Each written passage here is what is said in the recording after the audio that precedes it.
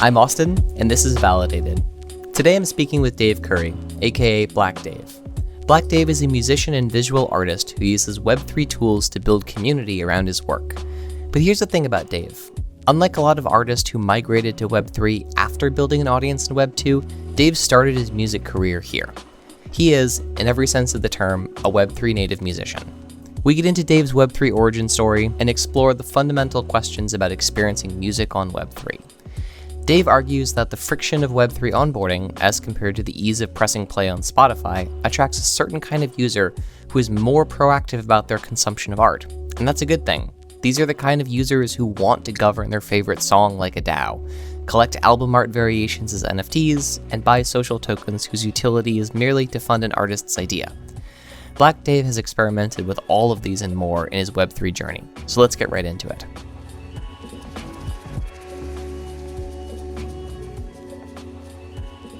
Dave, welcome to Validated. Hey, thanks for having me. I'm so pumped to be here. Yeah, I'm really excited for this conversation. I'm looking forward to it.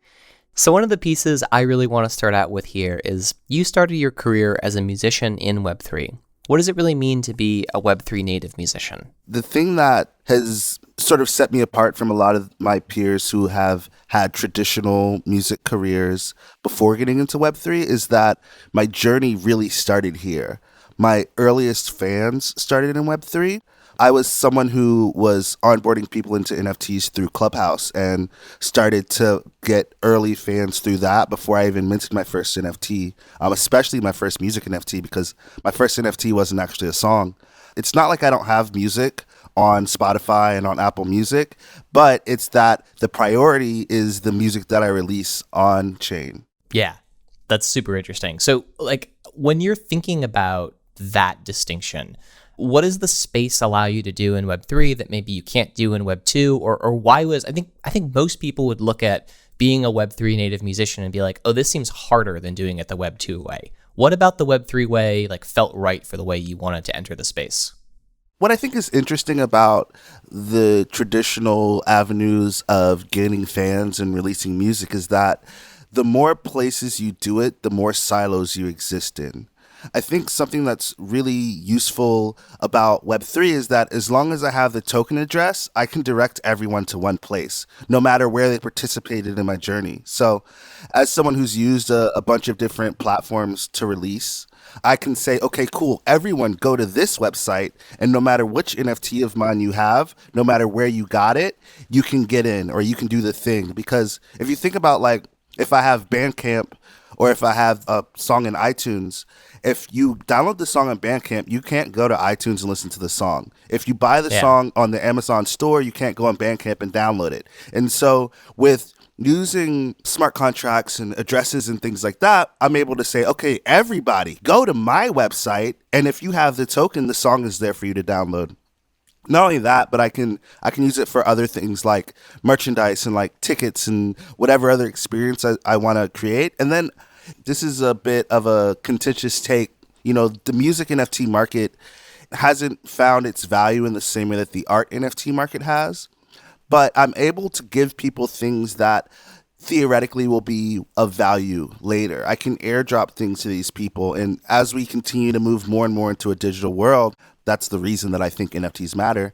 They'll have things that were really exclusive to get because they had to be there. And I think something about music is that a lot of it you have to be there in order to really get what was so special about music at that time. It's kind of like if you listen to your parents talk about music and the music they grew up on and the bands they may have seen, they'll talk about it in a way that you're like, this is just a CD, And they're like, no, this is the greatest. And I think that that's really, really important in music is that you had to be there, whether it's physically or digitally. Yeah, I think that's such an underappreciated point of the streaming revolution, if we're going to call it that, is that removing an idea of ownership from your relationship to music and your relationship to art. I mean, you can make an argument that no one ever actually owned the CD. They were just licensing it. You weren't allowed to actually go and broadcast it on the radio or something like that. But there's something physical about having a record or a CD or making a choice even in a digital purchase to say, I'm going to buy this thing. I'm not just going to browse through Tidal and click on something interesting to me. Yeah, and I think so much of that, especially in music, is tied to the story of the artist, how you feel about the artist. Something that is very, very different from traditional music in Web3 is that the artists are really, really present on the ground with the fans. And because of that, they're able to find out more who we are. It's almost like a hyper social media in a way. And because of that, I've been able to sort of meet people, gain fans, gain supporters that will support me no matter what, in the same way that I would support my favorite artist no matter what. And I think that that's really cool because one thing about me is I'll watch an artist's interview and that'll like have a big effect on whether or not I want to listen to their music. And I think Web3 is really similar in that way. And then when you talk about the ownership side, the people who have the NFTs, they truly have the power to sell it to someone else. And I think that that adds another layer. As somebody who comes from MMORPGs, someone who buys weapons and armor and things like that, and then I can put it on the market in the game, now I'm able to actually realize like a real financial gain from it. And I think that that's so special for people who are getting in on what I'm doing, especially as someone who, as Web3 was coming in, I was at the very beginning of my career. So as I grow, hopefully the assets associated with me grow in value as well. I have some friends who are musicians. They all have a myriad of complaints about the Web2 music industry. I think if you look at folks who are on YouTube as YouTubers, they all hate YouTube. They all have massive complaints about it, right? Almost anyone who makes their money as a creator doesn't really like how these platforms are structured. But there really hasn't been another option to go mass market. But hearing you kind of talk about your relationship both to Web3 and musicians and artists that you personally enjoy the work of or believe in, I don't want to call it artisanal, but there's something that feels like it's much more grounded in a sense of community than a streaming platform can deliver. Would you agree with that? Oh, yeah, totally agree. I think the thing that's really interesting here is that with streaming, a lot of that listening is really passive. A lot of that listening comes on the back of you doing something else. In Web3, there are a lot of experiences, I think, where there are people who, and I've heard this before, who collect a lot of music NFTs but don't actually listen to a lot of the music, but they're very, very keen on supporting the person. And then I hear the other side where there are people who only collect music that they would listen to, and then what they do is they create playlists of all of the NFTs that they own. But both of those people, I think, without regard to why they collect, have a connection with me, the artist, or any artist, and they want to make use of that and show support in the most direct way they can. And then I think, like, I said this just a second ago, but like on the other side of that, they can realize something as I grow. And I think there are people who are really, really excited to get in early. It's like when you hear about someone who says like, oh, I listened to them when they had so-and-so amount of listeners. Yeah. And I think that Web3 is a lot of that. And especially when you double that with how much space Web3 has to grow in terms of adoption. Not only were you early in the artist, you were early on the blockchain. And that's like a double cultural level up or a double cultural flex. And so it's super exciting in that way.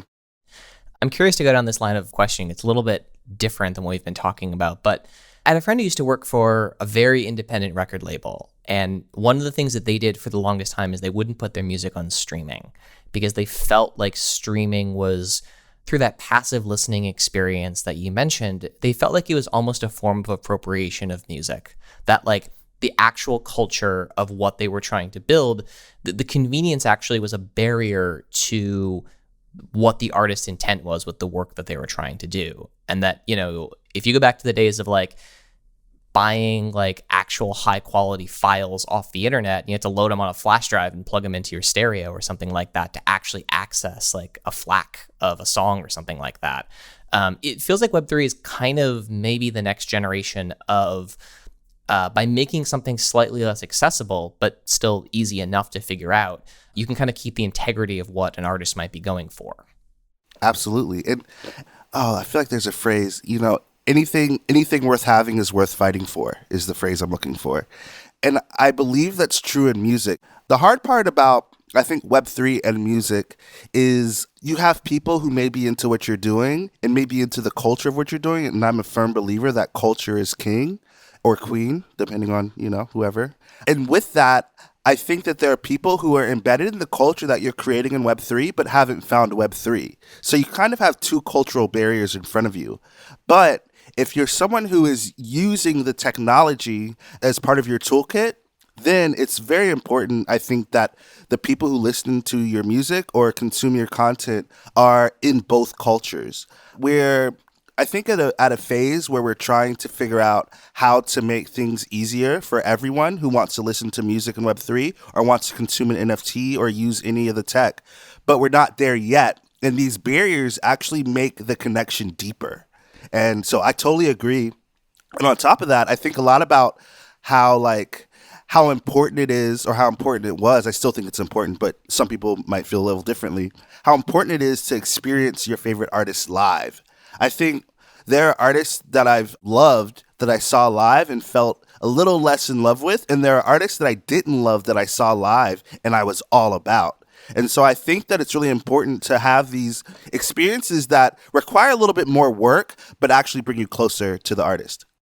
One of the things that I really missed during the pandemic was that ability to go to a live show, because you're right. There's just, even if it's not the energy of the crowd, there's something different about that live performance component. And also that you kind of had to work for it a little bit. You had to get in a car or get on the subway and actually go somewhere and set aside time. It wasn't just like a passive experience. Yeah, and that's the best, I think. And not only that, but thinking about not just you, but getting in the car with your friends and all being excited about it. Or, I come from the era of forums and going online and talking to everybody about it, or even going on SoundCloud and looking at all the comments and then seeing there's just so much, I think, culturally that comes to be when you're having that real experience. But that real experience does come with barriers because digital has made things so easy. What would you describe as the culture of what you're trying to build or curate, and how does Web3 fit into that? So for me, Web3 is kind of the vehicle of a lot of my cultural ideas. I'm someone who grew up playing in rock bands. I'm someone who grew up watching anime. I'm someone who grew up really into streetwear and sneakers, and also making rap music, which is primarily what I do now. And so for me, those are the cultural points. I really just think about Web3 as another means to proliferate that culture. I think that there are a lot of people, especially in Web3, who are fans of anime. I think there are a lot of people in Web3 who are fans of sneakers and streetwear and fashion. And so what I'm doing is I'm trying to create as many great experiences as I can around those cultural ideas. In my Discord server for a project I work on, we don't have an NFT chat. We only have cultural chats. It's an anime chat, a fashion chat, a sneakers chat, a gaming chat, and we don't have an NFT chat. If you want to talk about NFTs, feel free, but we're not particularly interested in NFTs as much as we are in using the technology to push the culture. And so culture, like I said earlier, is king or queen, and so that's how I try to move, is culture first. Yeah, I think that's fascinating. So you mentioned that a lot of this kind of came to you through hanging out on Clubhouse a bunch. I miss Clubhouse. I think it was like a very interesting discovery platform for communities, and in a way Absolutely. that like Twitter at its best can be. What was that process like of going from hanging out on Clubhouse to actually doing your first drop, and how'd that process go? So I got onto Clubhouse at the end of 2020, a bit before the NFT boom, quote unquote. And I got on actually because of music. Atlanta rap music was running Clubhouse for the longest time. And around that time, I'm from South Carolina, so close enough. And when you're in the South, it's all kind of one place. And so I managed to find an invite on the Clubhouse. My friend had gotten one from his manager, who had gotten one from a friend. It was all these music people. And I get on, and I'm going in all these music chats. And then I eventually start going into crypto chats, and there were very few of them. And then I started hearing about NFTs. And this was in December of 2020. And so I found a Clubhouse room that was like how to make an NFT in 5 days. That was the name of it. And it was like 5 1-hour Clubhouse rooms. I went in, and on day 2, I minted my first NFT. No clue, just I had crypto that I had bought in 2017, so I already had crypto. I didn't have to go through the whole Coinbase verification process that everyone else in the class had to. And I minted my first NFT, and it was just an unused cover for an EP that I was going to put out. And when I did that, it was like, okay, this makes sense. But once that happened, I think January came around, Beeple came around, and then everything went crazy. And I actually spent a ton of time onboarding in Web3. I like to brag that I've probably onboarded thousands of people into Web3. I spent 8, 10, 12 hours a day on Clubhouse, just sitting on stage, just teaching people about NFTs. If they had questions, I would answer them. If they had questions about how the blockchain worked, I would answer it. If they had any questions, I would just answer them. And so that's actually how I built a lot of my community, was through onboarding. But on top of that, just like that energy was so insane. And I think, something that a lot of people love to talk about, Bored Ape Yacht Club wouldn't have done what it did without Clubhouse. I think it was the perfect storm, where an NFT drop that people were interested in, and then people were able to go onto Clubhouse and talk about it. The same way that I was talking about how when you go to a show with your friends, you're all super excited and you all talk about it, and then you get more pumped for it, and then maybe you buy the shirt, and maybe you buy the CD, and maybe you buy the sweater or whatever. And I think that's kind of what was happening on Clubhouse, was there was this infectious energy around NFTs. And then I think when we all moved to Twitter, it sort of shifted a lot, I think, towards people wanting to get more into promotional mode and more into like professional and like a businessy mode, as opposed to a really artistic space that I think was on Clubhouse. Yeah. This is one of those things I've heard so many different opinions and views on, which is the intersection of Clubhouse and NFTs and then creating work on the blockchain.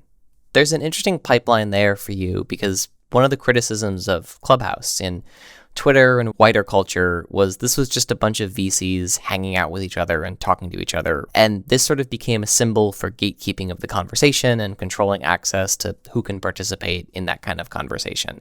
I think what I'm kind of trying to get at here is your experience feels like something that is completely different from that narrative around what that sort of Clubhouse into NFT creator transition was like. As you're mentioning, I noticed this too on Clubhouse. Atlanta was the place that a lot of the Clubhouse stuff was happening before the NFT boom.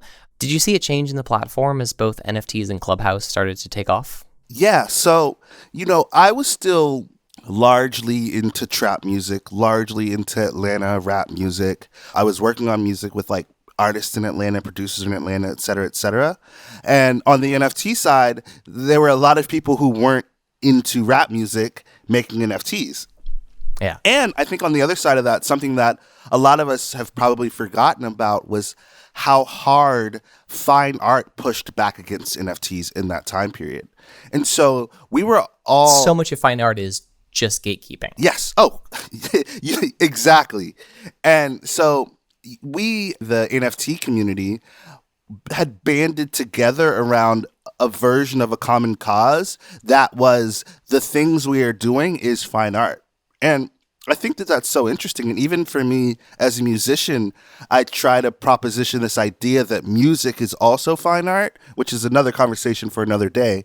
But then what happened was people wanted to become influencers. People wanted to become well-known. People wanted to become big in the space, and they wanted to be the face of it. And so what ended up happening was, I feel like a lot of sort of factions arose in a sense, There were people who really loved certain communities and really hated other communities. When I was doing onboarding through Clubhouse, I was like a core member sort of the first NFT club on Clubhouse.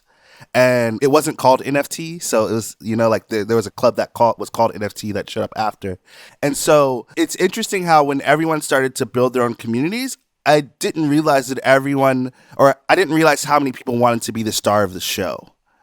And I think as Clubhouse gained more and more traction, as they opened up more, as more people were getting into NFTs, everyone wanted to be the star, because they're on top of, being able to make money through selling NFTs, there was a lot of money in consultation. There was a lot of money in just doing all sorts of things that wasn't necessarily making art. But the only way, not the only way, but the main way that people's value is perceived was through things like how many followers they had, how many people showed up to the spaces they had, how many other people would say good things about them, because the space was so early that we didn't have things that could really validate you, And so your followers was that thing. It was very Web 2, social media in a way. Super interesting to think about, but I didn't care. And I still don't really care. I have a lot of followers, not a ton, but I have a lot of followers, but all I'm interested in is getting the info out, getting my work out, and getting the culture out. But yeah, I think as it grew, it got a little more catty.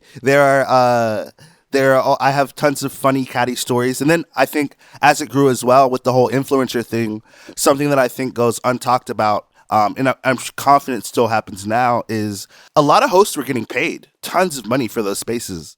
Yeah, it's like payola in the 70s and 80s. Mm-hmm. Exactly. That was another reason to have a big following on Clubhouse. And everyone would be like, well, you can turn Clubhouse into money if your following's high enough. And I don't disagree. People were doing it. I just think that it wasn't a genuine move. And I think I think part of the reason that first bull run in 2021 has the connotation that it does is because people were taking money everywhere for everything, and we should have moved a little bit more considered.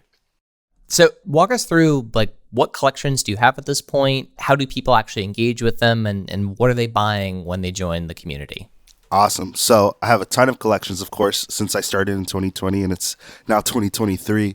My first real collection that I had put out was a nod to streetwear called Flips.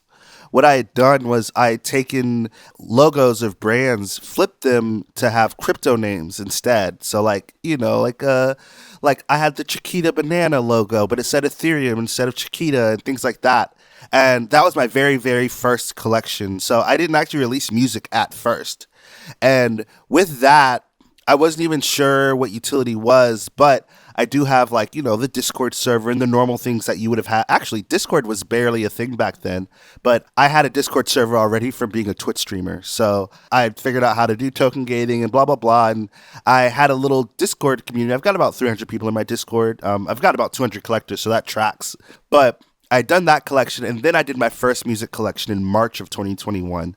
I think this may have been around the time that Blau had done his large NFT sale. It might have been around the time that Latasha, the queen of music NFTs, had showed up and dropped her first music video.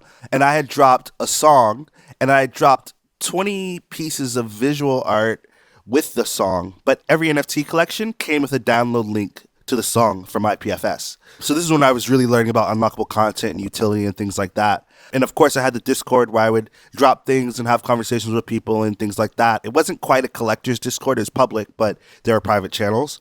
And I continued that journey by releasing more songs on OpenSea and then moving into a couple of more curated platforms. I ended up getting on Catalog, I ended up getting on Sound. The main thing I think that a lot of people who join my communities get is just a more direct and anytime sort of access to me.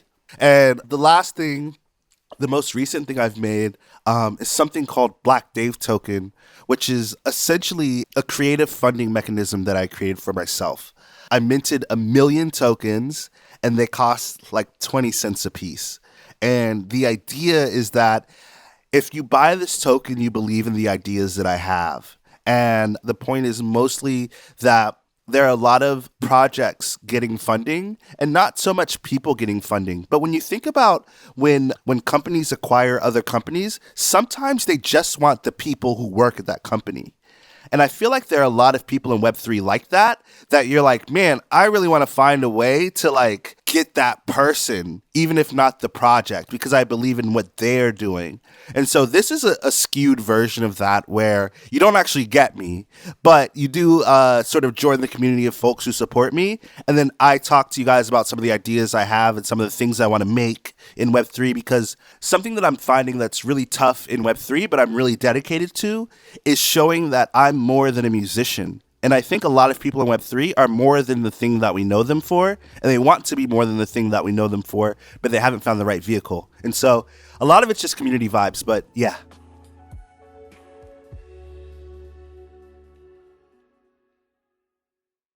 So you have some songs that are also community governed, right? Talk to me about that. Yeah, for sure. I dropped a song called Sharp back in 2021, at the end of 2021, and I dropped it as a fractionally owned NFT, so a bunch of people could get in, and once it reached the 3 Ethereum price point, it was sold to the community. There were 42 people who supported that, And what I did was I created a governance model around it and allowed the people who were the owners of the NFT fractionally to vote on the future of the song. So the first thing that I did that I allowed everyone to vote on was I said, okay, guys, should I release this song on streaming? And they voted yes, I think 7-1.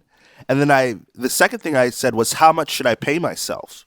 And there were only two options. And I think this is kind of one of the things about creating a governance mechanism around your music is that you don't have to allow them to make every choice for you. You can decide what choices they get to make.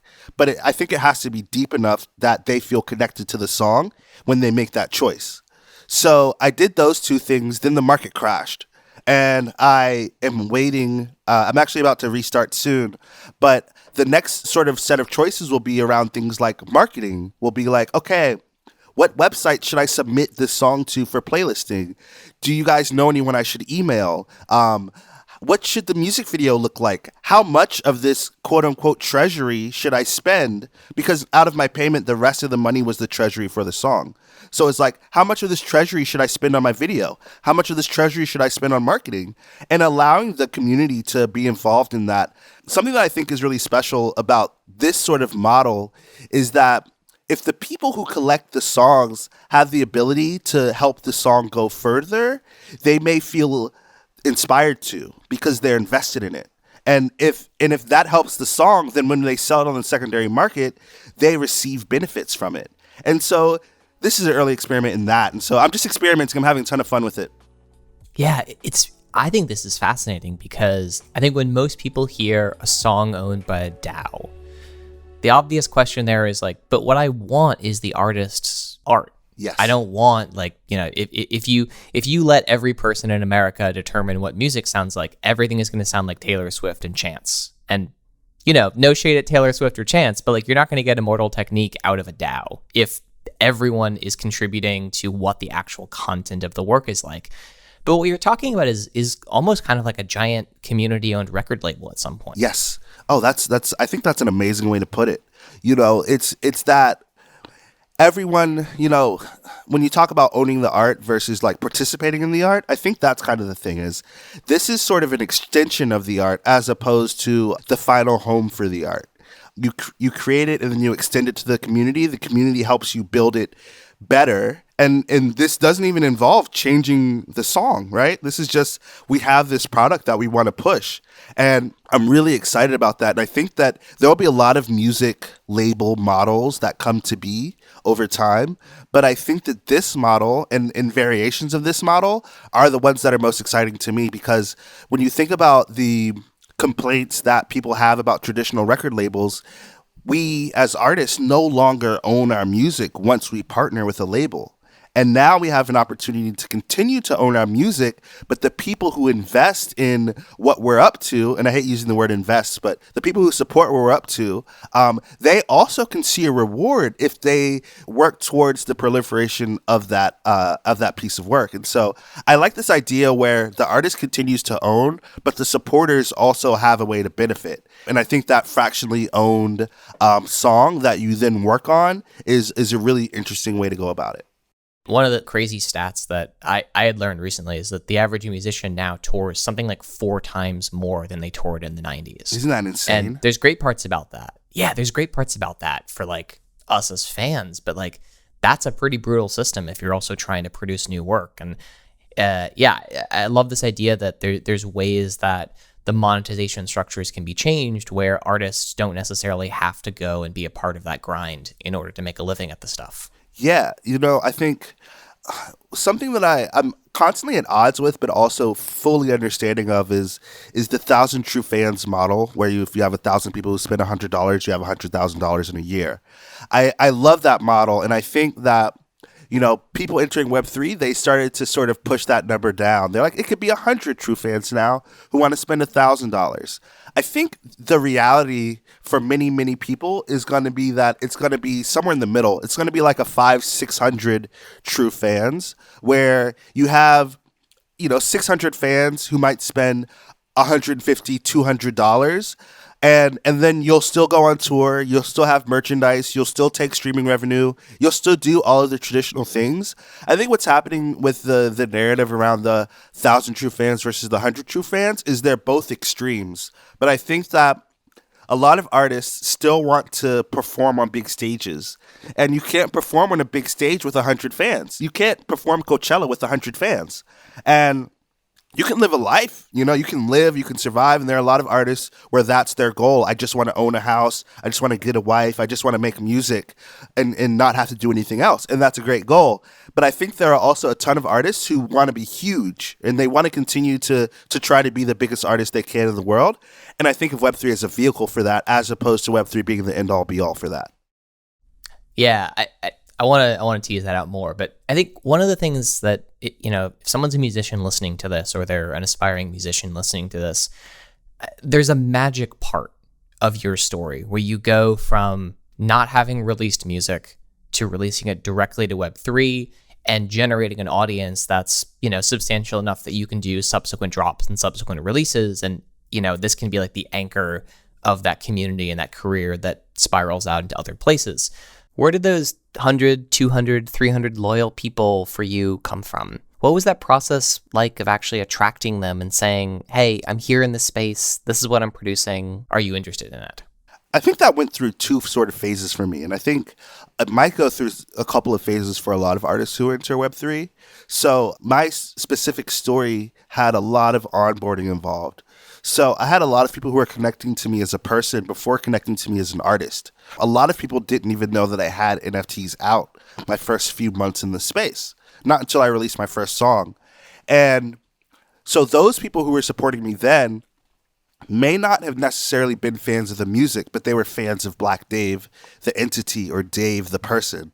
And I went through that for a bit for my first couple of drops where they were selling out, but they were selling out to people who may not necessarily be fans of the art itself, but were fans of the artist, which I'm fine with, right? Like, I think that as creatives, whatever reasons people want to attach themselves to us, we should accept and we should lean on. So I was accepting and leaning on it.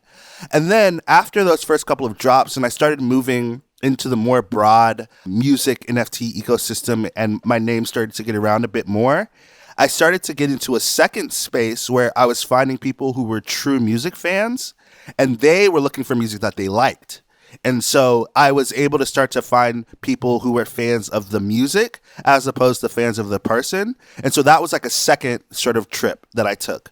The way I think that happened was just being present in those like Clubhouse rooms, in those Twitter spaces. I wrote a lot about my experience. I have a ton of things on my mirror about my journey in Web3. I think every time I dropped something, I would write a long mirror post about my mindset going into it.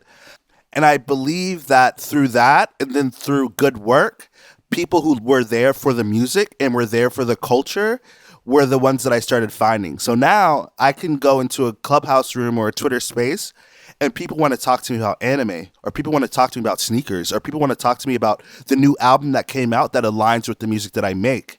But at first, there were just people saying, oh yeah, Dave understands the blockchain. Dave understands NFTs. And so I went through sort of two forms where it went from the Dave who was good at blockchain to the Dave who is good at music and good at culture. So there's a whole business to be made on consulting on other artists' drops. And you've done little bit of that yourself. You were sort of an unofficial consultant on one of Snoop Dogg's NFT drops. Is that right? The Snoop Dogg drop was an interesting story. The way that went was Snoop Dogg had dropped a mix on Sound.xyz, one of the major music NFT marketplaces right now. And it was like a 20 to 40 minute mix. And I remember listening to it and being familiar with the artists who were on it. One of the artists that played on the very, very first song is this artist named Krayshawn. She got a record deal back in the early 2010s, and her label ended up dropping her, but she had a really viral record at that time, and she was on the first song, and I remember looking at it and saying, are there splits here? Like, do the artists get paid? You know, asking questions like that for all the artists who are on the mix. And I think we're still trying to figure out how DJing looks in Web3. So I was a little bit early and a little bit aggressive in my stance, but it is what it is. And then I remember listening as well and saying, none of these artists on this mix besides Snoop are in Web3. Why are you dropping in Web3 but not working with artists in Web3? I think that's the most obvious thing you can do as someone who exists in Web3. And so what ended up happening was the founder of Sound had hit me up and was like, Snoop's Camp saw your tweets about this. It was a series of critical tweets. And they're interested in trying to figure out how to make it work. And so when they did their second drop, they actually picked up a few artists in Web3 who had dropped on Sound. And I was one of them. So it was myself, Iman Europe, Heno, and Maroof. The four of us had like a little sort of like Web3 section of the mix.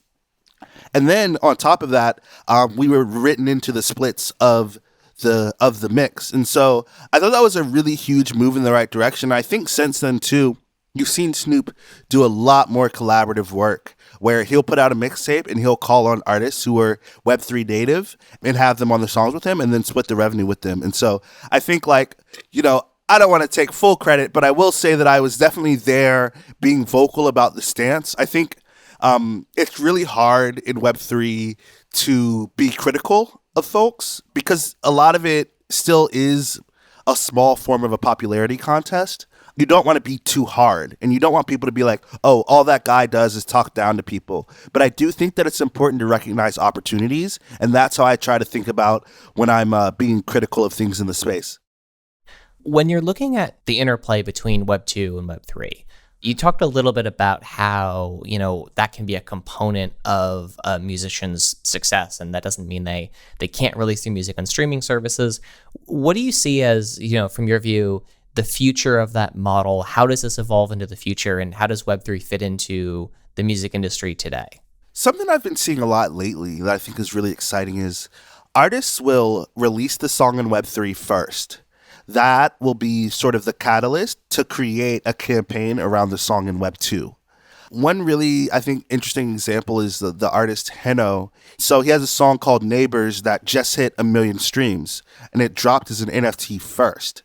And using this model to get NFTs to our fans that exist in this space and have them sort of help us push the song forward. And push the song forward in a sense of through the revenue that we generate through the music, we reinvest it back into the music.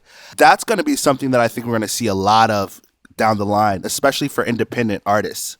Another thing that I'm really excited about and that I'm personally trying this year is using NFT sales to fund merchandise. I think that's going to be something that we're going to see a lot more of. And then one of the, I think, oncoming big plays that we'll see is how NFTs and music factor into the metaverse. I think the metaverse is boring without music. The metaverse is boring with stock music, but the metaverse is fun with your favorite music in it. And so thinking about how, as we move towards this more and more digital lifestyle, how music ties into people enjoying digital spaces, whether that's through games on blockchain, whether that's through games in the traditional sense that NFT artists may be putting out. There are platforms that exist that allow you to acquire licenses to use music through the blockchain. And thinking about how that can really factor into music. I think if you're just selling music NFTs, you're selling yourself short. There are so many other opportunities to make money. The same as there are a ton of opportunities to make money in Web 2. Granted, a lot of them are hard to figure out. There are a ton of ways to make money in Web 3 that don't just involve selling a music NFT. Who are some of your favorite artists producing music on Web 3? Man, that's such a great question. I'm super glad you asked. I'm always I hope I have an opportunity to shout people out. Verite, she's a pop artist, but is one of the most Web 3 experimental people that I think exists in this space. Someone else that I am a huge fan of, I think from also a creative standpoint, is Jamie Cornelia. Jamie can shoot video, Jamie does graphic design, Jamie produces, Jamie is also a rapper and puts out amazing work and amazing media around every piece of content that they drop. Someone else that I love who's making Latin music, reggaeton, is Excelencia. He's also another one who experiments a ton in the space. He's got a social token, he's got a strong community and a strong fan base, and he and I often will nerd out on the latest NFT thing in the DMs. And then I think The last one I'll throw, and this is a really interesting one, I think. Christina Spinay plays classical music. I found out about her on a Polygon-based music NFT platform, but she, I believe, plays violin and will make these sort of classical records that she puts on chain.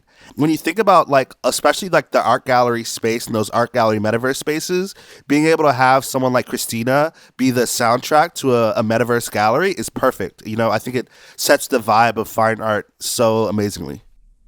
We'll definitely have to check them out. Dave, thank you so much for coming on the show today. This was a fascinating conversation. You are amazing. You asked the best questions. I'm so pumped to be on this podcast in specific. I know we didn't talk about it specifically, but like something that I always say is that all the hype beasts are on Solana. I believe that everyone who's into sneakers and rap music, all the stuff that I've been talking about this whole time, they're all on Solana. I just joined Web3 so early that I haven't figured out my Solana strategy yet. So I'm coming for you guys. I'm dropping music soon. But yeah, I'm super pumped to be here. And I feel like this was such an amazing intro for me to all of you guys over there. So thanks for having me.